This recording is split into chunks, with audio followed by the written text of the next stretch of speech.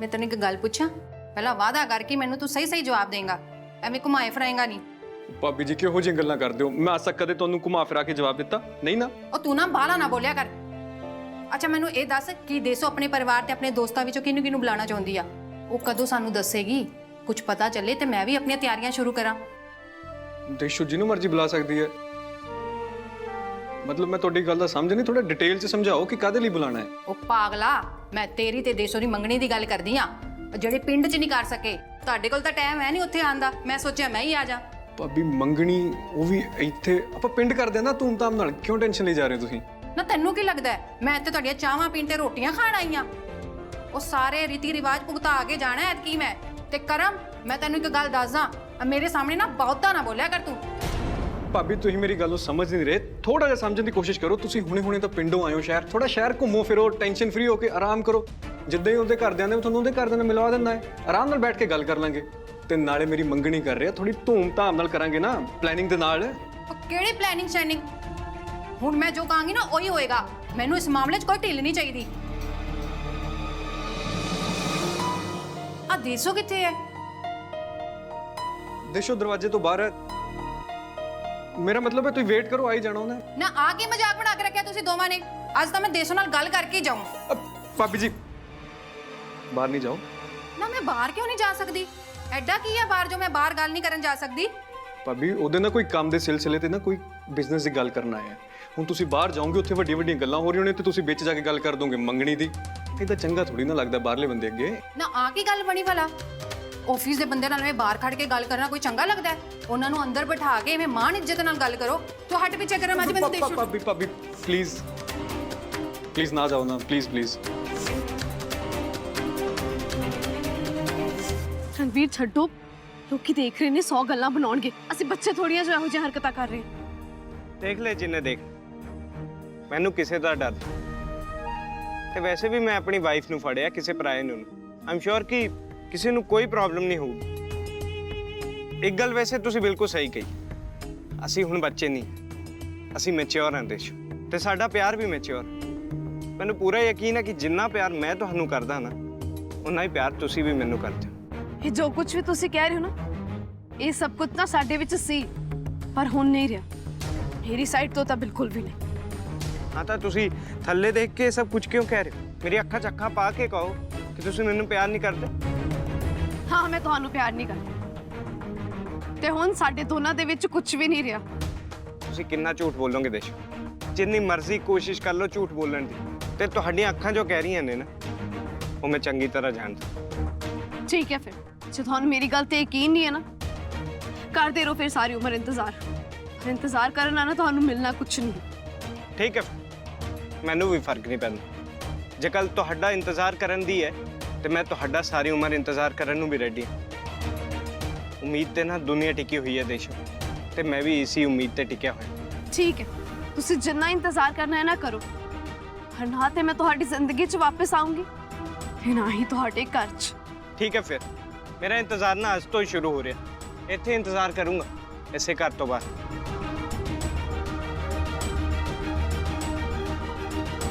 ਅੱਜ ਤਾਂ ਮੈਂ ਦੇਸੋ ਨਾਲ ਗੱਲ ਕਰਕੇ ਹੀ ਰਹਿਣੀ ਹੈ। ਪਲੀਜ਼ ਇੱਕ ਮਿੰਟ ਆਰਾਮ ਨਾਲ ਮੇਰੀ ਗੱਲ ਤੇ ਸੁਣੋ।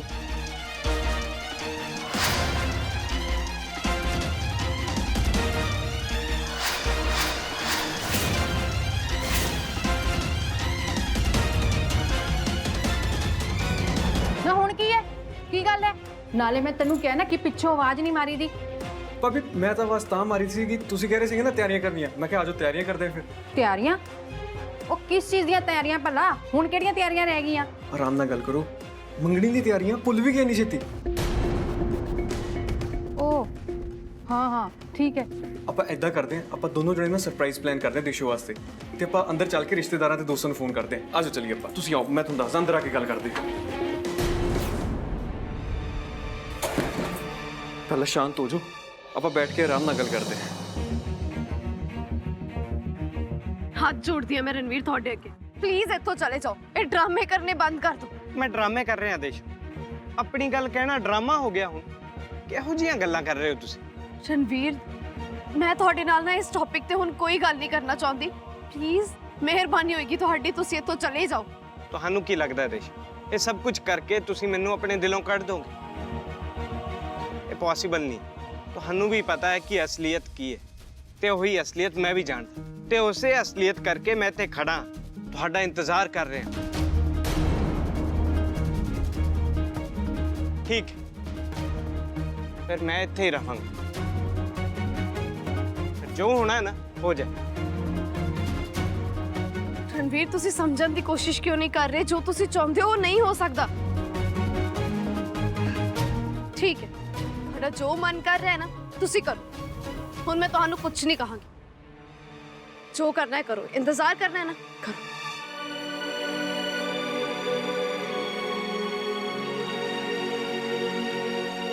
ਉਹ ਪਾਗਲ ਤਾਂ ਨਹੀਂ ਹੋ ਗਏ? ਕਿੱਦਾਂ ਦਾ ਵਰਤਾਓ ਕਰ ਰਿਹਾ ਮੇਰੇ ਨਾਲ? ਨਾ ਮੈਨੂੰ ਦੇਸੋ ਨਾਲ ਗੱਲ ਕਰਨ ਦਿੰਦਾ ਹੈ, ਨਾ ਆਪ ਕੁਝ ਦੱਸਦਾ ਹੈ। ਦੱਸ ਮੈਨੂੰ ਕੀ ਗੱਲ ਹੈ? ਨਾਲੇ ਤੂੰ ਮੇਰੇ ਤੋਂ ਕੀ ਲੁਕਾ ਰਿਹਾ ਹੈ? ਸੱਚੀ ਸੱਚੀ ਦੱਸ ਕੀ ਗੱਲ ਆ? ਜਿਵੇਂ ਤੂੰ ਅੱਜ ਮੇਰੀ ਬਾਹ ਫੜੀ, ਪਹਿਲਾਂ ਤਾਂ ਕਦੇ ਐਵੇਂ ਨਹੀਂ ਫੜੀ। ਮਾਫ ਕਰ ਦਿਓ ਭਾਬੀ, ਪਰ ਮੈਂ ਕੁਝ ਤੁਹਾਡੇ ਤੋਂ ਲੁਕੋ ਨਹੀਂ ਰਿਹਾ। ਮੈਂ ਤਾਂ ਸਗੋਂ ਆਪ ਪੁੱਛਣਾ ਚਾਹ ਰਿਹਾ ਕਿ ਤੁਸੀਂ ਉਹਦੇ ਆਫਿਸ ਵਾਲੇ ਬੰਦੇ ਸਾਹਮਣੇ ਕਿਉਂ ਗੱਲ ਕਰਨੀ ਹੈ ਉਹਦੀ? ਉਹ ਕੀ ਹੋ ਜਾਊਗਾ ਜੇ ਮੈਂ ਆਫਿਸ ਵਾਲਿਆਂ ਦੇ ਸਾਹਮਣੇ ਮੰਗਣੀ ਦੀ ਗੱਲ ਕਰ ਦਾਂਗੀ? ਕਿਹੜਾ ਭਾਰ ਟੁੱਟ ਜੂ?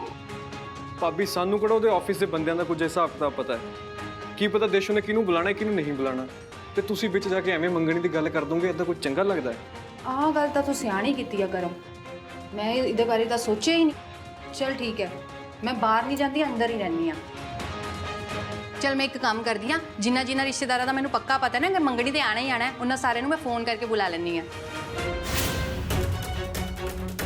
ਰਿਸ਼ਤੇਦਾਰਾਂ ਨੂੰ ਬੁਲਾਉਣਾ?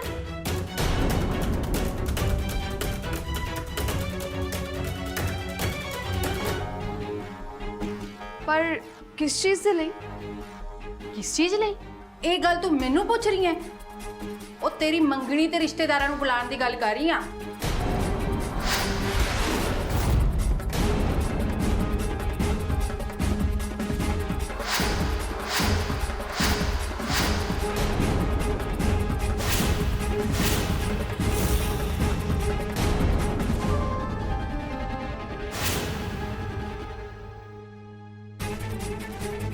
ਕਰਮ, ਇਸ ਦਾ ਮਤਲਬ ਕਿ ਤੁਸੀਂ ਹਜੇ ਤੱਕ ਇਹਨਾਂ ਨੂੰ ਸੱਚ ਨਹੀਂ ਦੱਸਿਆ?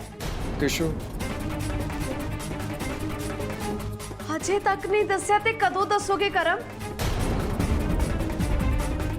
ਕਦ ਤੱਕ ਤੁਸੀਂ ਇਸੇ ਤਰ੍ਹਾਂ ਇਹਨਾਂ ਨੂੰ ਝੂਠ ਬੋਲਦੇ ਰਹੋਗੇ? ਕਦ ਤੱਕ ਤੁਸੀਂ ਇਹਨਾਂ ਦੀ ਅੱਖਾਂ ਤੇ ਪਰਦਾ ਪਾਈ ਰੱਖੋਗੇ ਝੂਠ ਦਾ? ਕਰਮ, ਕਦ ਤੱਕ ਇਹਨਾਂ ਦੀ ਗੱਲ ਟਾਲਦੇ ਰਹੋਗੇ, ਟਾਲ ਮਟੋਲ ਕਰਦੇ ਰਹੋਗੇ ਇਹਨਾਂ ਦੀਆਂ ਗੱਲਾਂ ਦੇ ਨਾਲ? ਉਹ ਆ ਸਭ ਚੱਲ ਕੀ ਰਿਹਾ ਹੈ? ਕੋਈ ਮੈਨੂੰ ਵੀ ਕੁਝ ਦੱਸੇਗਾ ਕਿ ਨਹੀਂ? ਮੇਰੇ ਤਾਂ ਕੁਝ ਪੱਲੇ ਨਹੀਂ ਪੈ ਰਿਹਾ। ਕਰਮ, ਮੈਨੂੰ ਪਤਾ ਹੈ ਕਿ ਤੁਸੀਂ ਕੀ ਸੋਚ ਰਹੇ ਹੋ।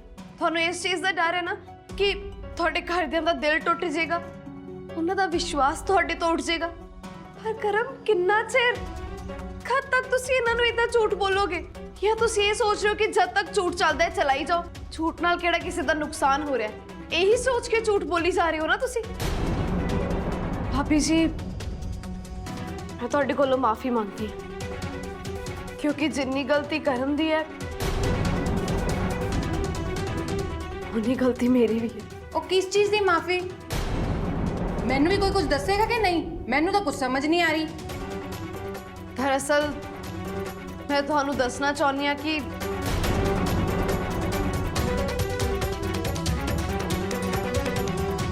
ਮੈਂ ਵਿਆਹੀ ਹੋਈ ਹਾਂ। ਮੈਂ ਵਿਆਹੀ ਹੋਈ ਹਾਂ। ਮੈਂ ਵਿਆਹੀ ਹੋਈ ਹਾਂ।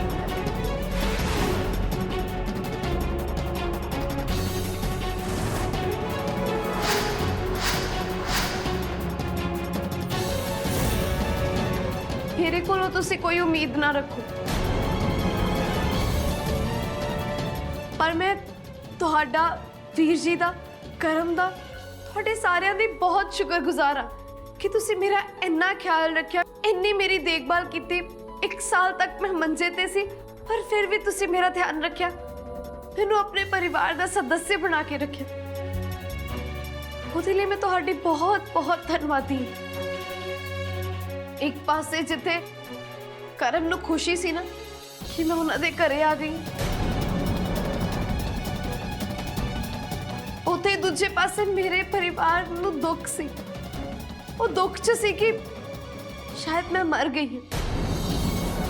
ਉਹਨਾਂ ਨੂੰ ਇਹੀ ਲੱਗਾ, ਇਸੇ ਲਈ ਉਹਨਾਂ ਨੇ मेरी पैरवाई नहीं की, मैनू लभन की कोशिश नहीं की। भाभी जी ब्याही होने दे नाल मेरे दो बच्चे, मेरे दो बच्चे, मेरे दो बच्चे, मेरे दो बच्चे।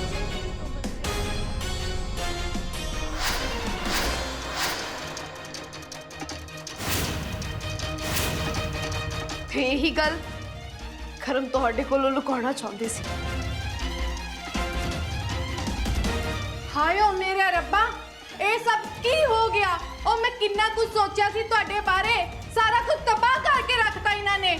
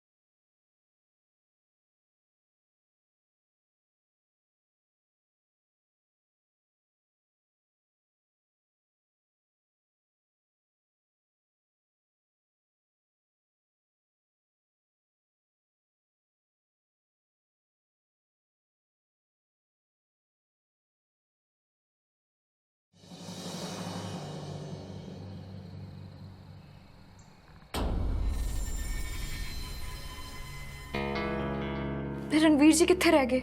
अजे तक नहीं आए। कितना टाइम हो गया?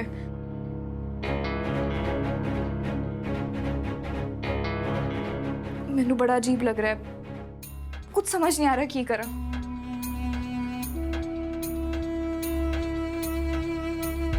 किते रणवीर जी देशू दे नाल तां नहीं? नहीं, रणवीर जी नू फोन करके देखती हैं।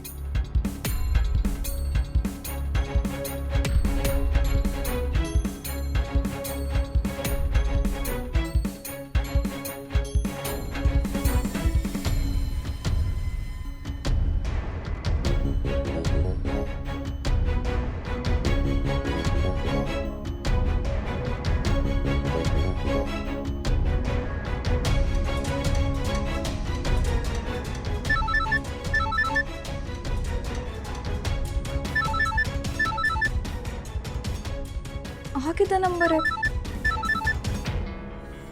अननोन लगता पे। किते रणवीर दा तो नहीं? चुक लेनी। हेलो, हाँ जी, कौन?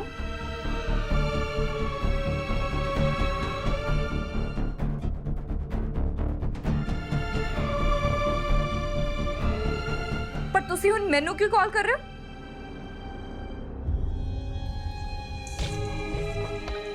ਦੇਖੋ ਹੁਣ ਮੇਰਾ ਨਾ ਵਿਆਹ ਹੋ ਚੁੱਕਿਆ ਤੇ ਮੇਰੇ ਇਸ ਮਾਮਲੇ 'ਚ ਨਾ ਹੁਣ ਕੋਈ ਲੈਣਾ ਦੇਣਾ ਨਹੀਂ ਹੈ। ਦੁਬਾਰਾ ਮੈਨੂੰ ਇੱਥੇ ਕਾਲ ਕਰਨ ਦੀ ਨਾ ਕੋਈ ਜ਼ਰੂਰਤ ਨਾ ਕਰਨਾ, ਵਰਨਾ ਮੈਂ ਤੁਹਾਡੀ ਕੰਪਲੇਂਟ ਕਰ ਦਾਂਗੀ। ਆਈ ਗੱਲ ਤੁਹਾਨੂੰ ਸਮਝ?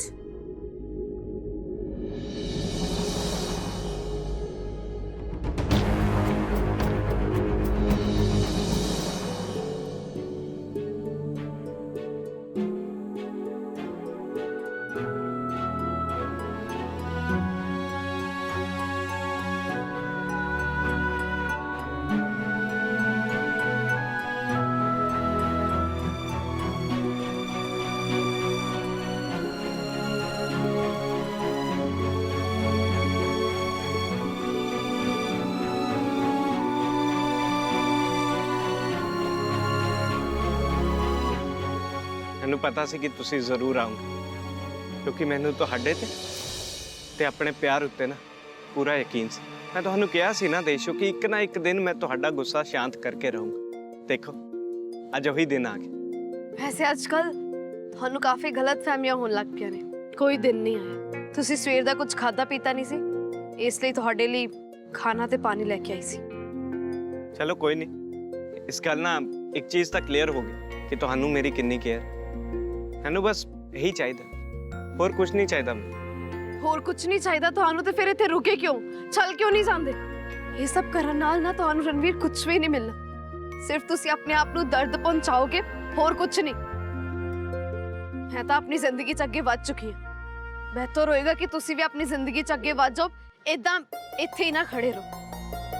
ਦੇਸ਼ੋ ਤੁਸੀਂ ਭਾਵੇਂ ਨਾ ਲੱਖ ਅੱਗੇ ਵੱਧ ਜਾਓ ਜ਼ਿੰਦਗੀ 'ਚ, ਪਰ ਤੁਹਾਡਾ ਇਹ ਰਣਵੀਰ ਨਾ ਇੱਥੇ ਹੀ ਖੜਾ ਰਹੂਗਾ, ਕਿਉਂਕਿ ਮੈਂ ਅੱਜ ਵੀ ਤੁਹਾਨੂੰ ਉਨਾ ਹੀ ਪਿਆਰ ਕਰਦਾ ਜਿੰਨਾ ਹਮੇਸ਼ਾ ਤੋਂ ਕਰਦਾ ਸੀ। ਤੁਸੀਂ ਅੱਜ ਵੀ ਮੇਰੇ ਲਈ ਮੇਰੀ ਵਾਈਫ ਹੋ, ਤੇ ਮੈਂ ਤੁਹਾਨੂੰ ਜਿੰਨਾ ਪਿਆਰ ਕਰਦਾ ਸੀ ਉਨਾ ਹੀ ਪਿਆਰ ਕਰਦਾ ਰਹੂੰਗਾ, ਤੇ ਤੁਸੀਂ ਵੀ ਨਾ ਮੈਨੂੰ ਉਨਾ ਹੀ ਪਿਆਰ ਕਰਦੇ। ਤੇ ਇਹ ਗੱਲ ਨਾ ਜਦੋਂ ਤੱਕ ਮੈਂ ਤੁਹਾਡੇ ਮੂੰਹੋਂ ਨਹੀਂ ਨਾ ਸੁਣ ਲੈਂਦਾ, ਮੈਂ ਇੱਥੋਂ ਨਹੀਂ ਜਾਊਂਗਾ। ਸ਼ਾਇਦ ਤੁਸੀਂ ਇੱਕ ਚੀਜ਼ ਭੁੱਲ ਰਹੇ ਹੋ ਰਣਵੀਰ, ਮੇਰਾ ਪਤੀ ਆਲਰੇਡੀ ਇੱਕ ਦੂਸਰੀ ਔਰਤ ਨਾਲ ਵਿਆਹ ਕਰਵਾ ਚੁੱਕਿਆ।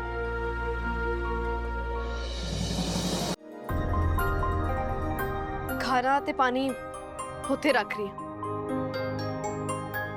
ਖਾ ਲਿਓ।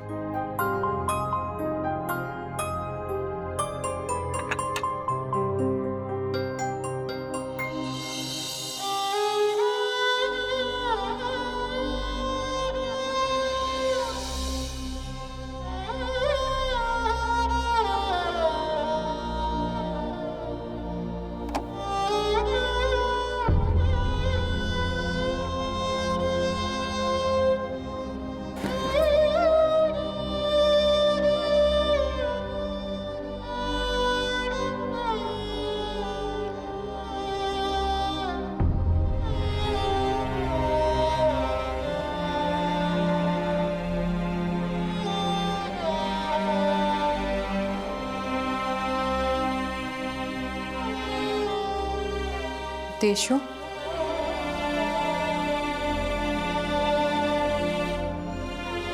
ਹਾਂਜੀ ਭਾਬੀ ਜੀ। ਦੇਸ਼ੋ ਇੱਕ ਗੱਲ ਪੁੱਛਾਂ ਕਿ ਤੂੰ ਉਹਦਾ ਸੱਚ-ਸੱਚ ਜਵਾਬ ਦੇਂਗੀ? ਕਿਤੇ ਕਰਨ ਵਾਂਗੂ ਝੂਠ ਬੋਲ ਕੇ ਮੇਰਾ ਦਿਲ ਤਾਂ ਨਹੀਂ ਤੋੜ ਦੇਂਗੀ? ਨਹੀਂ ਭਾਬੀ ਜੀ, ਇतना क्यों सोच रहे हो? पूछो की पूछना है? ਉਹ ਇਨਸਾਨ ਜੋ ਸਵੇਰ ਦਾ ਭੁੱਖਾ ਪਾਣਾ ਬਾਹਰ ਖੜਿਆ ਹੈ, ਮੈਂ ਨਹੀਂ ਜਾਣਦੀ ਉਹ ਕੌਣ ਹੈ, ਪਰ ਉਹ ਜੋ ਵੀ ਹੈ ਤੈਨੂੰ ਬਹੁਤ ਪਿਆਰ ਕਰਦਾ ਹੈ। ਸਵੇਰ ਦਾ ਧੁੱਪੇ ਖੜਿਆ ਹੋਇਆ ਹੈ। ਨਸੀਬਾਂ ਨਾਲ ਮਿਲਦੇ ਨੇ ਐਵੇਂ ਪਿਆਰ ਕਰਨ ਵਾਲੇ, ਤੇ ਨਸੀਬ ਵਾਲੀ ਹੈ ਤੂੰ ਕੁੜੀਏ। ਤੇ ਇਕੱਲਾ ਉਹੀ ਨਹੀਂ, ਤੂੰ ਵੀ ਉਹਨੂੰ ਬਹੁਤ ਪਿਆਰ ਕਰਦੀ ਹੈ, ਜੋ ਕਿ ਤੇਰੀਆਂ ਅੱਖਾਂ ਤੋਂ ਸਾਫ਼ ਦਿਖ ਰਿਹਾ ਹੈ। ਮੈਂ ਤੇਰੇ ਤੋਂ ਨਫ਼ਰਤ ਕਰਨਾ ਚਾਹੁੰਦੀ ਹਾਂ, ਪਰ ਪਤਾ ਨਹੀਂ ਮੈਂ ਕਿਉਂ ਨਹੀਂ ਕਰ ਪਾ ਰਹੀ। ਤੂੰ ਮੇਰੇ ਪੁੱਤਾਂ ਵਰਗੇ ਦਿਓਰ ਦਾ ਦਿਲ ਤੋੜਿਆ। ਤੈਨੂੰ ਪਤਾ ਹੈ ਮੈਂ ਕਰਮ ਨੂੰ ਕਿੰਨਾ ਪਿਆਰ ਕਰਦੀ ਹਾਂ। ਉਹ ਜੇ ਕਰਮ ਨੂੰ ਇੱਕ ਖਰੋਚ ਵੀ ਆ ਜਾਂਦੀ ਹੈ ਨਾ ਤਾਂ ਮੇਰੀ ਜਾਨ ਨਿਕਲ ਜਾਂਦੀ ਹੈ।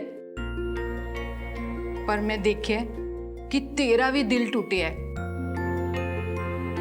ਜਿੱਦਾਂ ਕਿ ਤੂੰ ਕਰਮ ਦਾ ਦਿਲ ਤੋੜਿਆ ਹੈ। ਤੇ ਉਹ ਟੁੱਟਾ ਦਿਲ ਕਿਸੇ ਹੋਰ ਨੂੰ ਕਿਵੇਂ ਖੁਸ਼ੀ ਦੇ ਸਕਦਾ ਹੈ ਭਲਾ? ਦੇਸ਼ੋ ਤੇਰੇ ਕੋਲ ਅਜੇ ਵੀ ਮੌਕਾ ਹੈ। ਤੂੰ ਉਸ ਮੌਕੇ ਨੂੰ ਕਿਉਂ ਨਹੀਂ ਸਾਂਭ ਲੈਂਦੀ ਕਿ ਤੇਰਾ ਦਿਲ ਨਹੀਂ ਕਰਦਾ ਤੈਨੂੰ ਵੀ ਕੋਈ ਪਿਆਰ ਕਰੇ, ਤੇਰੀ ਛੋਟੀ ਛੋਟੀ ਖੁਆਇਸ਼ ਨੂੰ ਪੂਰਾ ਕਰੇ। ਮੈਂ ਕੱਲ ਪਿੰਡ ਵਾਪਸ ਚਲੇ ਜਾਣਾ ਹੈ ਤੇ ਮੈਂ ਰੱਬ ਅੱਗੇ ਅਰਦਾਸ ਕਰਦੀ ਹਾਂ ਕਿ ਤੈਨੂੰ ਉਹ ਸਾਰੀਆਂ ਖੁਸ਼ੀਆਂ ਮਿਲਣ ਜਿਨ੍ਹਾਂ ਦੀ ਤੂੰ ਹੱਕਦਾਰ ਹੈ।